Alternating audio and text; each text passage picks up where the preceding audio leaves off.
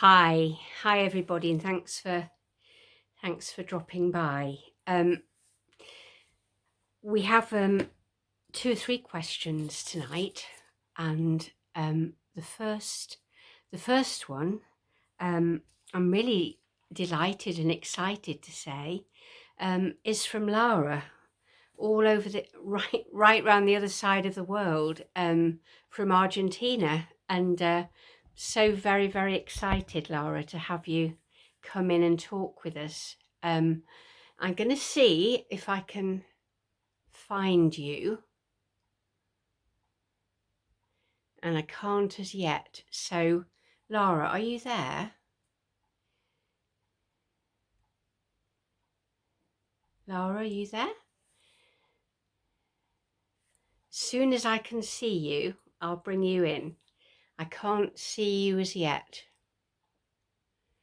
Lara has a very specific question to ask about grief and the link between grief and gaining weight. And Lara would like to come in and talk with us about that, but I'm not quite sure what's going to happen because I can't see Lara there at all. So I think what I'm going to do, I'm scrolling to see. No, I can't see you, Lara. Can't see you at all as yet. I'm going to have one quick search, and then if I can't find you, I'm going to go to the second question.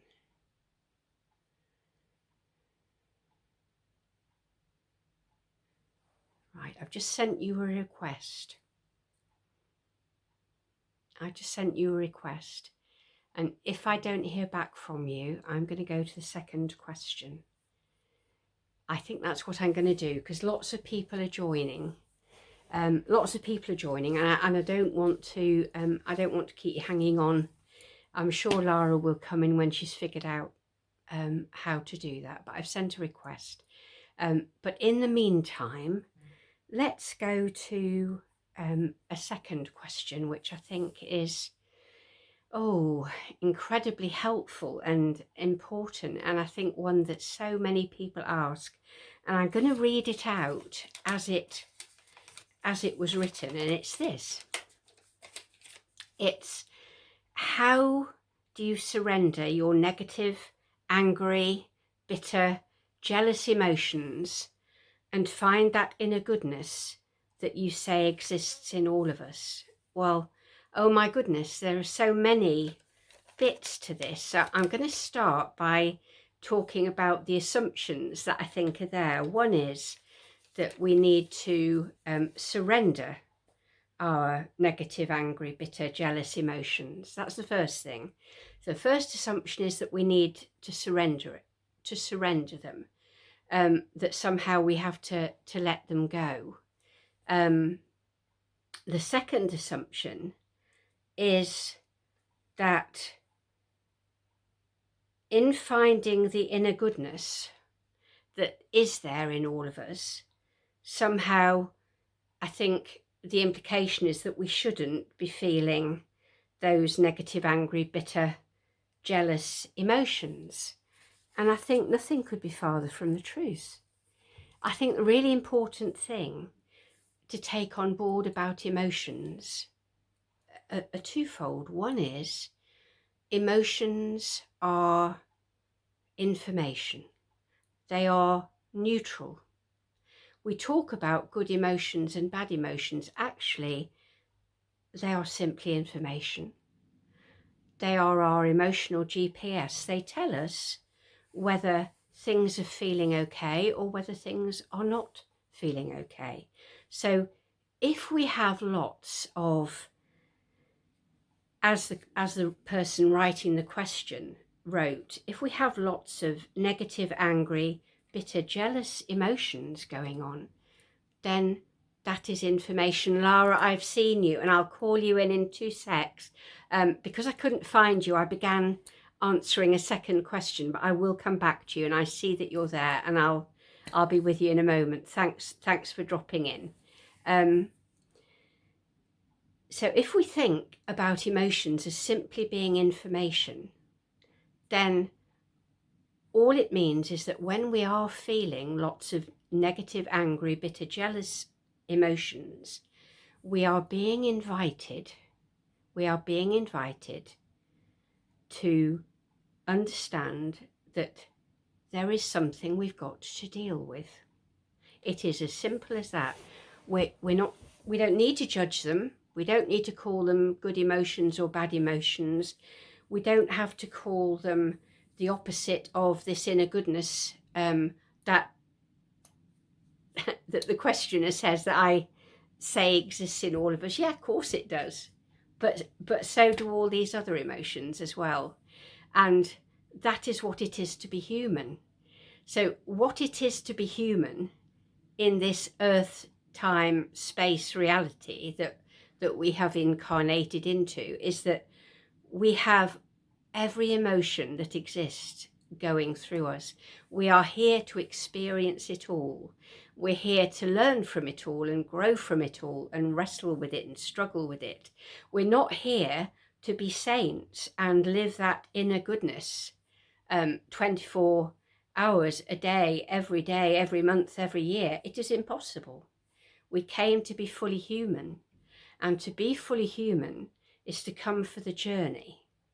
And that means we will feel all these emotions, and our invitation and our challenge is simply to work out how we lean into them, we listen to the message that they are giving to us, and we take whatever action is needed in order to move through to the other side. Now, that might be walking away from somebody. That might be learning to focus on something else because we're going round and round, caught in a loop, and we can't get rid of it. It might be that we've got to allow things to be a bit more complicated than we are allowing it. So one, sorry, I've just seen somebody say, Grandma, make me some cookies. Oh, if only you knew. Hello. All we've got to do is think, what do I need to do in order to move through this? I'm clearly stuck. Am I making it too simple? Am I making it all about good and bad, kind and unkind, right and wrong? Have I got to lean into this and move through it by thinking, oh, there are many sides to this and many aspects to it. And if I could see all the different aspects, it might not burn so hotly and painfully inside me, because I would be able to see all the different things that have brought me to this point of feeling angry and jealous and bitter. So it isn't that we've got to get rid of them, quite the opposite. If we try to get rid of them, what that usually means is that we try and push them down out of sight, and we end up getting ill. Our body reacts instead. So we get an ulcer, or we get headaches, or we get something much more serious than that. So it's not to think of emotions as negative or positive, but rather to think of them simply as information. I hope that helps a bit. If it doesn't quite answer the question that the questioner really wanted to ask, or quite what they meant, then please do come back to me, and I will say some more. But it's in essence, there's nothing that is either a good emotion or a bad emotion, and we're certainly not meant, and indeed cannot live in a state of blissful kindness and goodness all the time. We come to be fully human and to wrestle with those things and by wrestling with them to grow in understanding and compassion, which is what takes us back to that innate goodness that I talk about, which is what we come from and what we go back to. So I hope all of that helps. I hope all of that helps. Now I'm going to scroll back and see if I can find you, Lara, because I think you came in somewhere up here, and I really do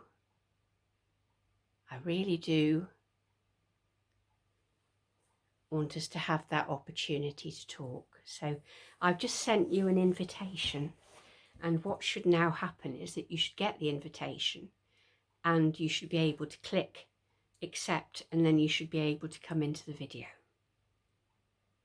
Fingers crossed. It tells me on the screen that I'm waiting for you, that we're waiting for you to click.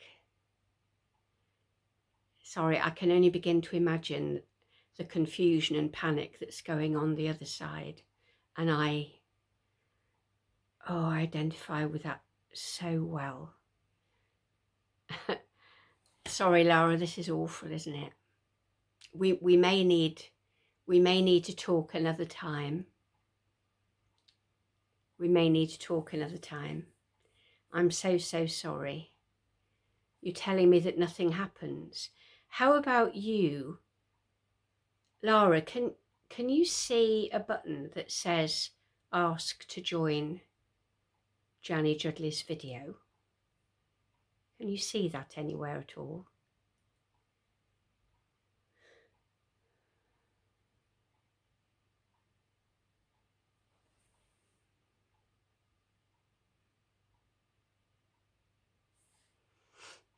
Okay.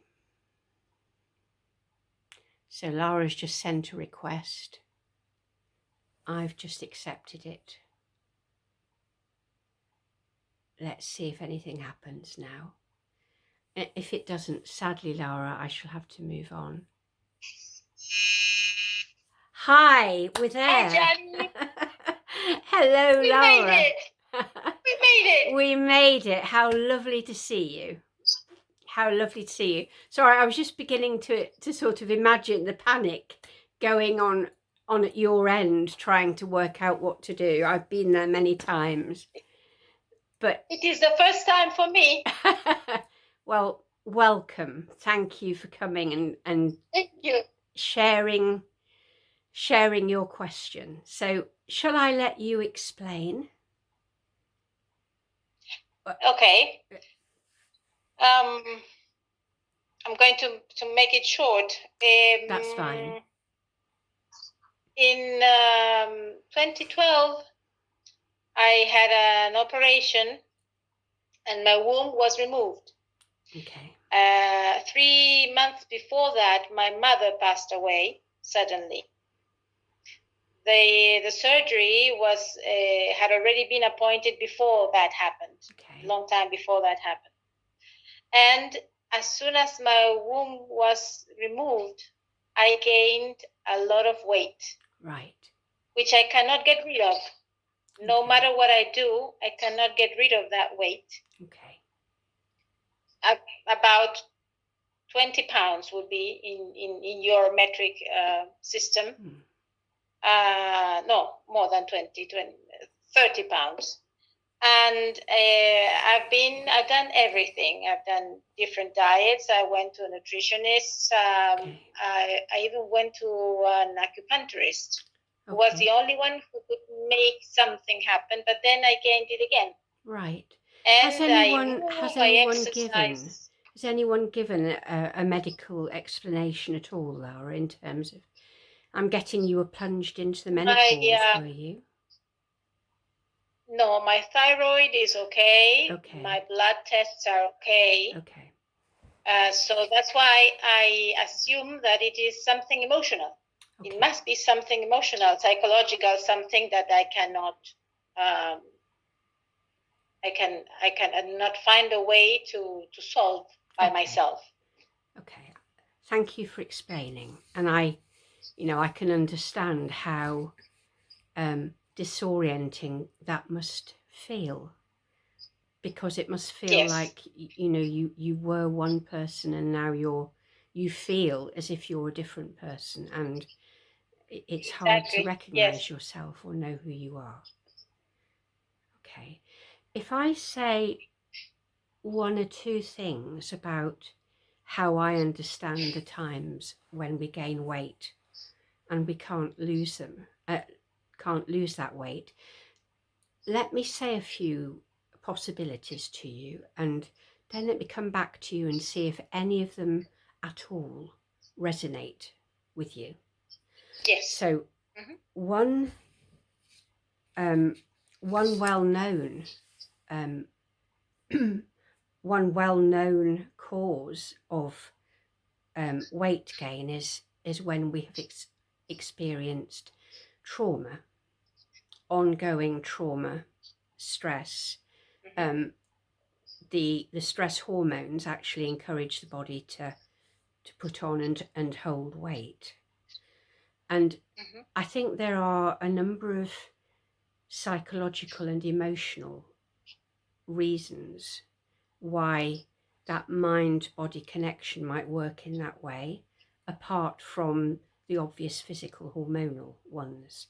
So I think one reason why we put on and hold on to our weight is as a form of self-protection.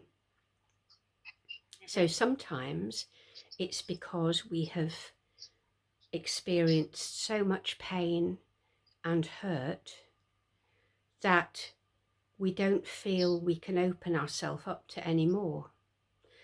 And our mind-body connection, therefore, induces that weight gain as a form of protection around our heart, to protect our feelings from any further hurt. So one reason for weight gain can be that we are trying to protect ourselves from further hurt, or from cruelty, unkindness, attack, anything that can come from outside.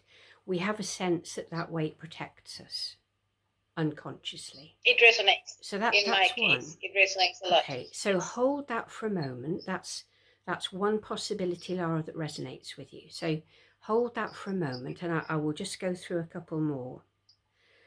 A second is that we, without realizing it, are carrying someone else's burden.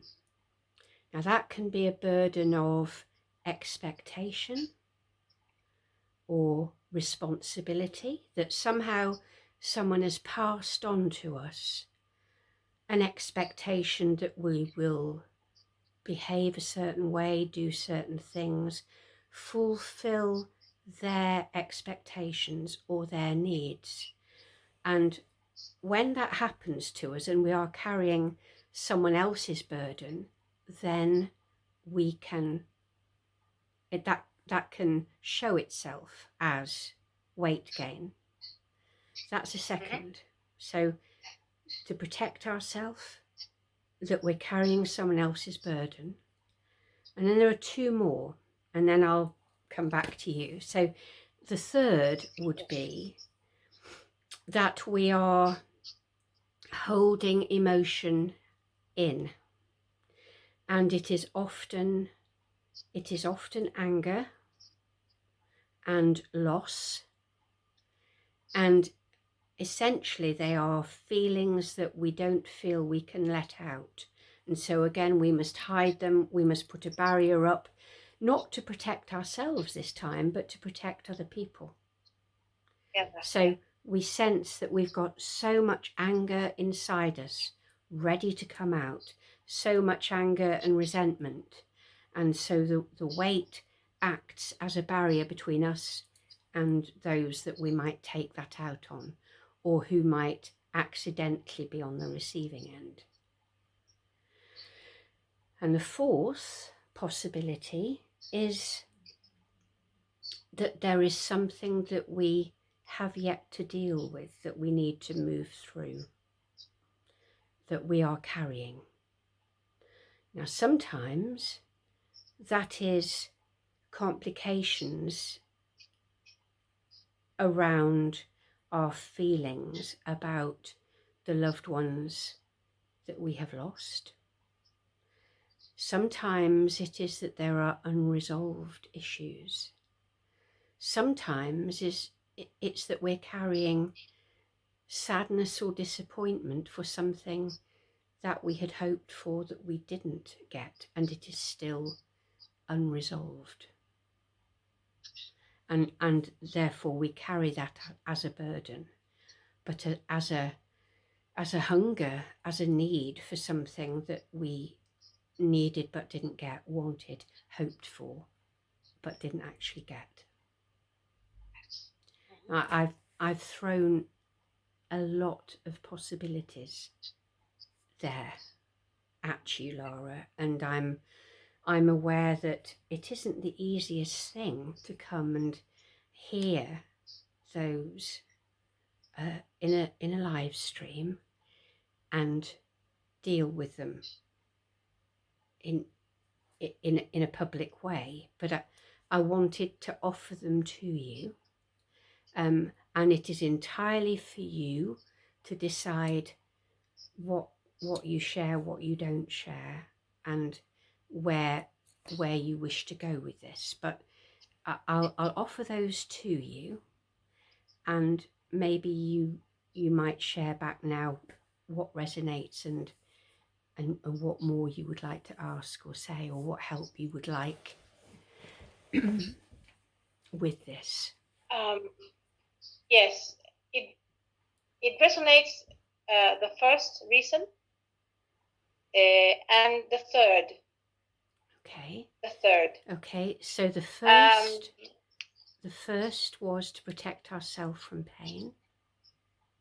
Yes. And the third, that we might be carrying, I'll let you say it in your words. Yes, or resentment or anger, yeah. or okay, unsolved issues. Yeah. But I joined those two, but the origin of those two feelings are two different situations. Okay. One, I think the first one is that my parents' deaths, because they passed away with a year in between. Absolutely. I mean, one after the other. So close together, yes. No time really to grieve. Very close together. Yeah. Yes, and although I didn't have any unsolved issues with them, because we had a nice relationship. Yeah. It was then that all the family dismembered, or I don't know how to say it in English. All the family, I mean, we were close together, and when they died, right, my brothers went away, and each of us make our own life, let's say. Okay, so it wasn't just losing them, it was losing so much more alongside losing them. Yes. Yeah. Yes. That must have been really hard. That on one side. It was really hard. Yeah. It was really hard. And there, yes, there was an expectation also put on me from my brothers to empty the house, to sell the house, my parents' house, and all that process, which is really painful in a way. Of course, and to do it on your own. Yes. Without their help. All those feelings were together because of my parents, or due to my parents passing. Okay. But then,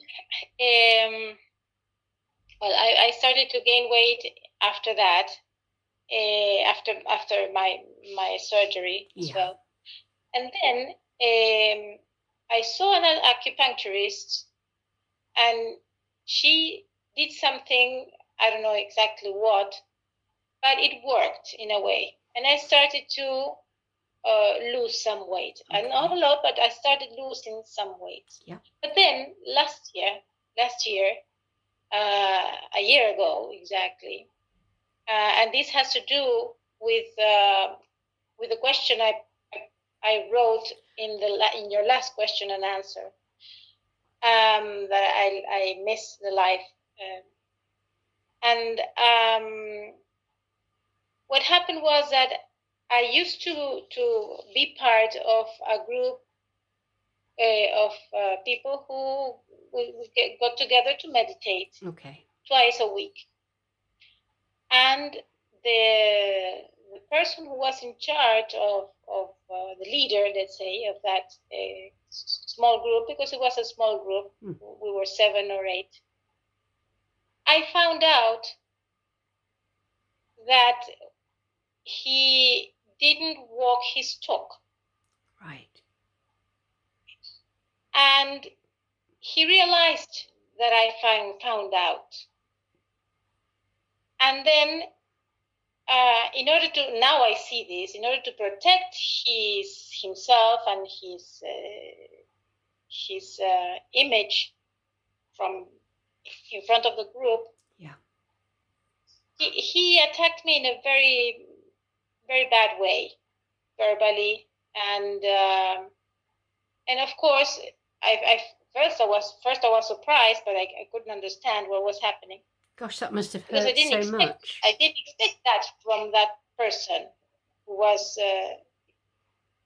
supposedly very spiritual and who you had trusted, so, who you trusted and shared shared time with. And I was in that group, for 7 years. So imagine all that we have shared in that group. Of course. It was like a therapist for me. Yeah. And for all of us who were there. Yeah. So the shock of discovering. That was a shock. That was another shock for me. I am a very emotional person as well. Yeah. And it was a shock for me. And that's so hard. That, 7 years of being with somebody, trusting them, sharing deeply emotional and spiritual time together, and then suddenly feeling and discovering that they are not who you thought they were. And not only that, but then they attack you. They attack you too. And I think so. After that, I started gaining the pounds that I had lost. I gained them again. Okay. So I know it has to do. I know it is something emotional. Have a couple of thoughts to offer that may be helpful, Lara.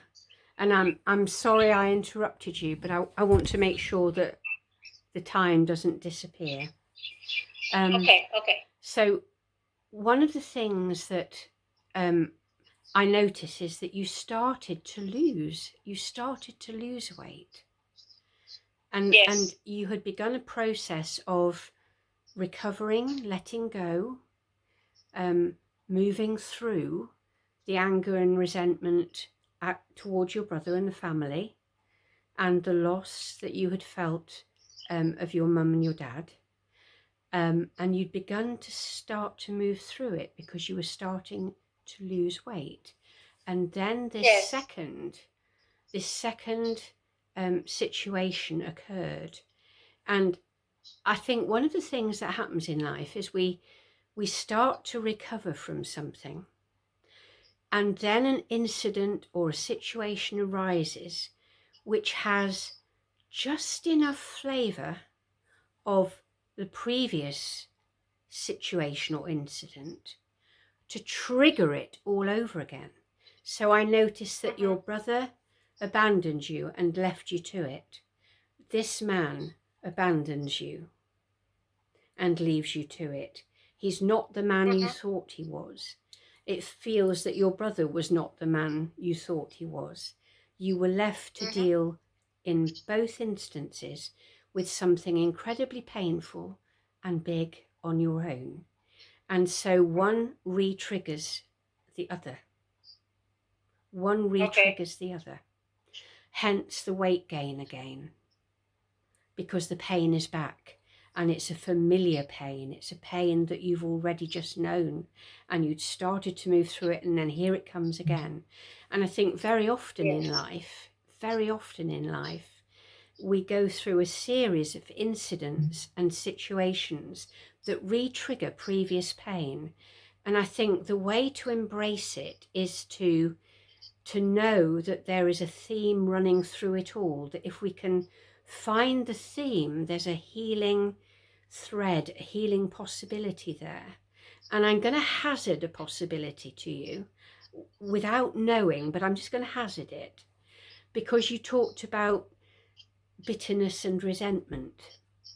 And so I wonder whether it might be hard to speak unfairness, to speak up about someone who is not treating us well, who is letting us down or abandoning us. And because when we can't find the strength or the will or whatever it be to speak up to that person and tell them how we feel, then bitterness and resentment follows. And so I'm just wondering, because you mentioned bitterness and resentment, whether there might be a theme running through these two situations, that it is about, could it be about finding your voice? Could it be about the only way the weight will fall is when the bitterness and resentment that comes from not being able to say or not making the point we need to make, but rather instead being on the receiving end of the attack and feeling we've got to somehow put up with it and take it and there's nothing we can do. I wonder whether there's a link between that theme of bitterness and resentment and finding a voice, and whether that is what the weight and the need to give permission to release that by speaking, by using your voice, by saying what needs to be said, by taking what action needs to be said, sometimes even by cutting ourselves off from someone or walking away. Because when we find our voice and we take action, we don't need the weight as a protection anymore. I don't know whether that speaks to you at all.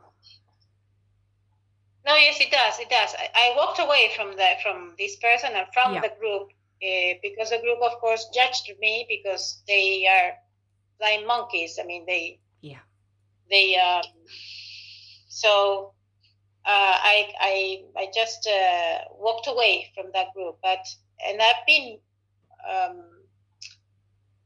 working on releasing that those feelings. But can I ask apparently how? I am not doing it correctly. What helps you to release them? What helps you to release them?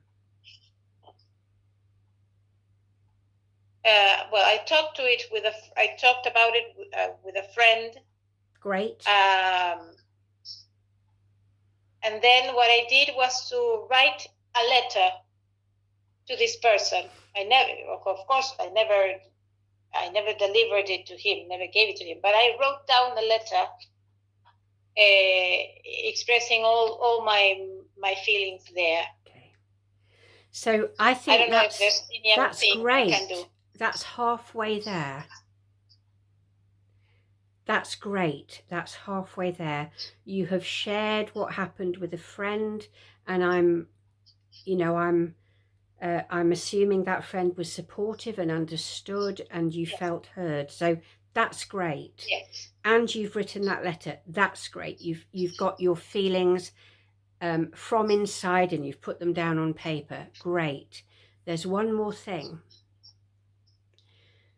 Make a plan about how you go forward, having learnt from this situation. The third element is, what have I learned And how does that change how I will be in the future? Because that is the final element of empowerment that we need in order to heal fully from something. We need to feel that we have taken the lesson, that we have made a promise to ourselves about change that we will instigate. And then we go forward knowing that we can, to a degree, be grateful for the wisdom that has come out of the situation, because we now have the learning, the determination. We are going to empower ourselves as a result of having gone through what we've gone through. Okay. I think that's the final bit. Being heard is so important. Expressing what we feel is so important. I think the third element is now take the learning and empower ourselves. Because when we're empowered, we don't need the protection of the weight. We don't need that. We are empowered in our own right.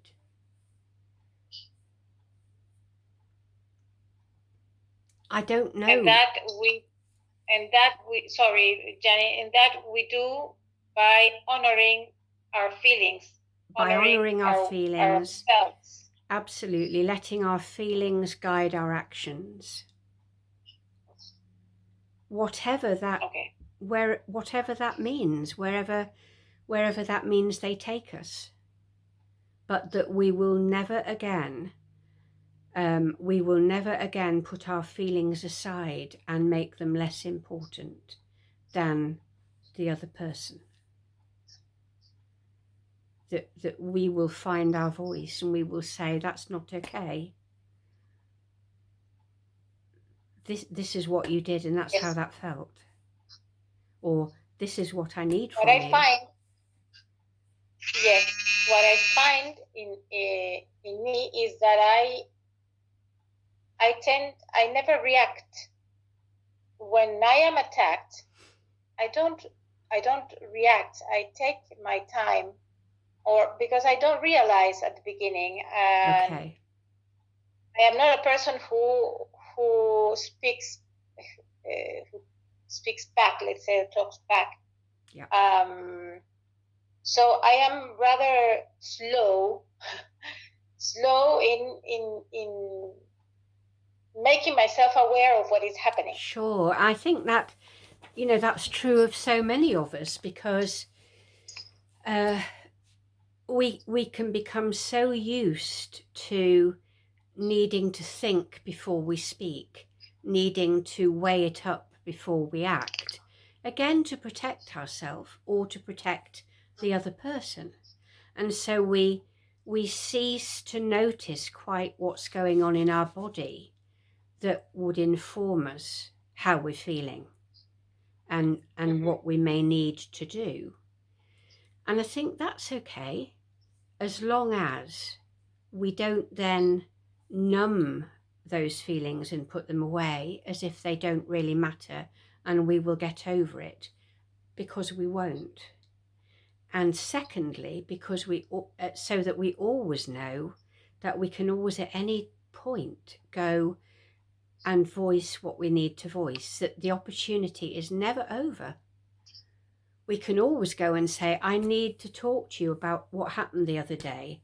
Or, it might seem such a long time ago, but last year this happened and it's not done. And I need to speak to you about this. And I need to hear what you have to say back. And that's the empowerment. That's the bit about there might be another whole core set of permissions we need to give ourselves, which is about empowering ourselves to speak and to not hold hurts and resentments in, but rather know that at any point we can go speak what we need to speak, and we can have the help of a friend who might be there to listen to what we think we might like to say and help us think that through, and to help us think, so, you know, if they say this back to you, what will you do? What will you say? We can prepare the ground, but there may be that further stage where we give ourselves permission to be empowered, and without which we may end up feeling put upon, resentful, angry, bitter, but feeling like there's no escape, there's no way out, other than somehow we have to let it go. Because feeling like we've got to let it go can sometimes mean trying to tell ourselves it doesn't matter, when actually it does. It does. Yeah. Yes, it does. Okay. Thank you, Janny. Thank you very much. Where does that leave you? Where does that leave you, Lara? What do you take from our conversation that you can take away with you and make something? The most important thing is the empowerment. Okay. The empowerment. I am very used to numbing those feelings that are not welcome in others. It was I realized that it was the way we were brought up, in a way, because Sure. At home we were expected to do things to get attention or to get love or whatever. Yeah.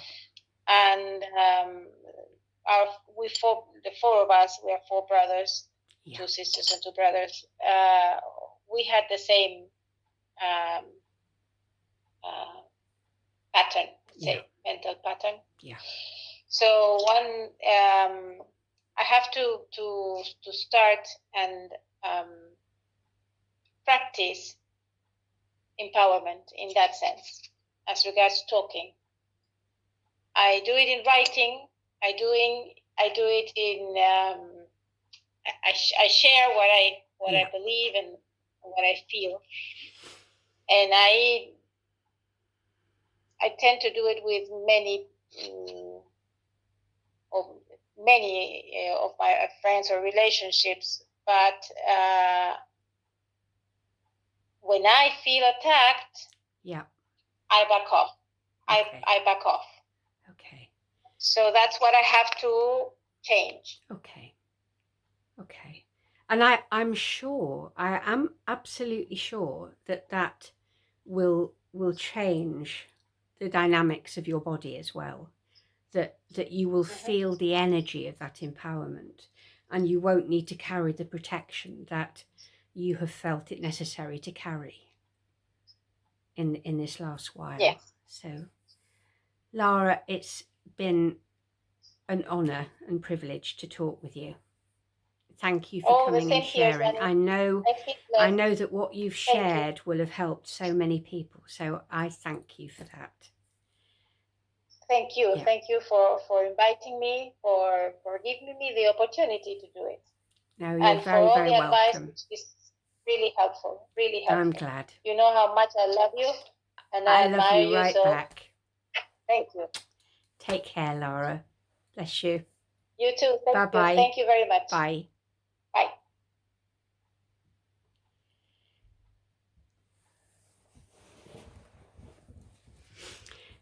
What a really brave share, and how helpful. I hope that that sharing of Lara's has been to lots of people. I think that's something we do so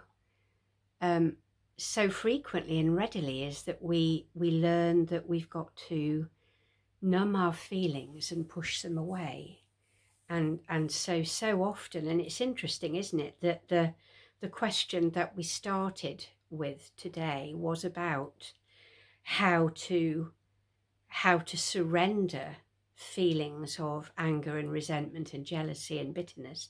And I hope that the conversation with Lara might have shed some light on that as well. So I think I'm looking at the time. We've got just over 10 minutes left today. I'm just going to go to the third question that I had mentioned we'd maybe talk about today, which is this. And it's a very different kind of question. It's, what's the difference between thoughts and fears? What's the difference between thoughts and fears? And again, I think so often we feel confused and muddled about what are thoughts, what are feelings, what are emotions, what are fears, what are worries, what are hurts. And I could maybe call on the previous conversation with this and say that everything we feel is information. That's the first thing. Feelings are physical. Thoughts are not. But thoughts are neutral until we tell a story about them. And at that point, they become feelings, one of which is fear. So if you think about it, we have got, billions of thoughts going through our head every nanosecond. Our brain is constantly generating thoughts of many different kinds, all of which are neutral. Every thought is neutral. It's only when we notice a particular one and we pluck it out of that huge mountain of thoughts and we look at it and we tell a story about it. So, I don't know, let's say let's say we've noticed a bee. Our mind has noticed a bee. So the thought of a bee flying is a neutral one until either we take that thought and we anticipate what could happen in relation to that bee, which is it could sting me, which is going to produce sensations of fear.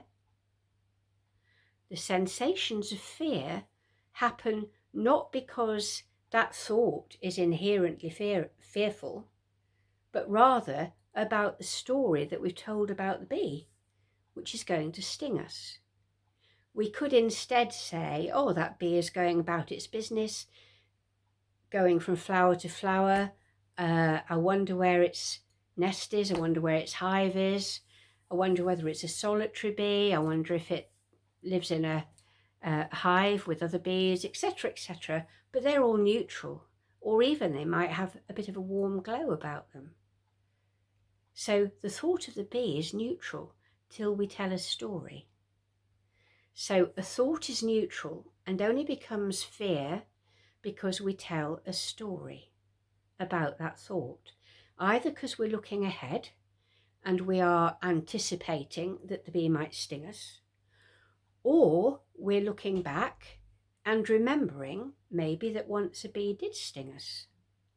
And because a bee once did sting us, we suddenly have the full memory of the pain and the shock and the swelling and having to have the sting removed and all the things that came with being stung by a bee. And again, therefore, a fear thought. Fear. The sensation of fear. But the thought in its own right of a bee is neutral. We could say, if we get good at it, we could say, well, I'm writing a story that the bee might sting me, but actually, how likely is that? I can move away. It's going about its business, doesn't seem remotely interested in me. I don't need to believe that thought, and therefore the fear will die down. It only fired up because I had the sudden thought, oh, it might sting me. So the difference between thoughts and fear is that a thought is always neutral. A thought is just a bit of information going through the brain, an observation. It only becomes fear because we attach a story to the thought, and it is always a story. It's either that we're looking forwards and attaching a story about the future, or we're looking back and attaching a memory that's happened in the past but is gone now, is over, is not going to happen again because it's over. It's already happened, it's gone. So there's great wisdom and comfort in remembering that all thoughts are neutral. Emotions only get involved when we tell a story about the thought. And we do well, and we save ourselves a great deal of fear and pain and suffering when we become increasingly well practiced at noticing when we're telling a story, or even when we are about to tell a story. And to realize that we humans are fabricating stories all the time. All the time. Our whole life is a story. We're making up stories all the time. It's very difficult to have a neutral thought. We are attaching something to virtually every thought we notice. Get really good at noticing when you're writing a story. Notice that you're anticipating, which is a story, or you're saying, oh, that's about to happen, which is a memory. You are attaching something quite unnecessary to a thought that's neutral. I hope that's helpful. So, quite a full Q&A, quite a full evening today. We've talked an awful lot about emotions that we might think of as negative. We've talked about fear, we've talked about bitterness and anger and jealousy and negativity generally. We've also discussed ways that we try to avoid such emotions by pushing them down or pushing them away, or growing some kind of self-protection, whether it be wait, whether it be taking our time to respond so that we don't put ourselves or the other person in danger, whether it be numbing feelings so that we cease to react but actually end up holding those in our body instead. So as always with a Q&A, a theme has emerged. A theme that is about empowering ourselves to notice and speak and register our feelings and say that they matter. And the unhelpful beliefs and learning that we come to hold about feelings and their negativity or destructiveness, and the consequences when we don't honour those feelings, but rather when we push them away, try to manage them, hold them inside, try to make them and us not matter. So I really hope that this evening's Q&A has been helpful to you. I hope you have found bits of it that resonated with you and offered you some guidance and something to think about. I do thank Lara hugely for coming in and sharing her story with us all. And I would so encourage you guys to see if you could find a similar courage to come in and talk. It's so much more helpful for you if you can have a dialogue with me, and I'm better able to help you in that way. I don't mind one bit, and I'm happy, really happy to answer questions that are just messaged to me or written on the bubble.